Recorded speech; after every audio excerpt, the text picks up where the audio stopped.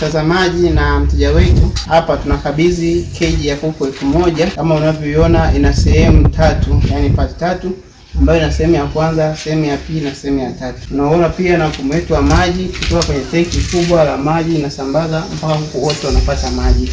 Chini kama unavyoona ni sehemu ya kufugia vifaranga, sehemu ambayo tumerekodi kwa ajili ya kufugia vifaranga, ambazo kufikia mwezi mmoja au miezi miwili vinahama, unavihamisha unakiwa kwenye stage ya pili au ya tatu kulingana na idadi ambayo unakuwa umetengeneza.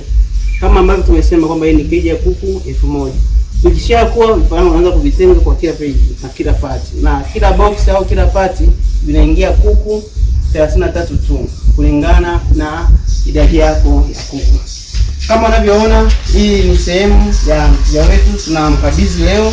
Imeanza jana juzi kazi ambayo ina siku 3, tunamkabidhi keji ya kuku 1000.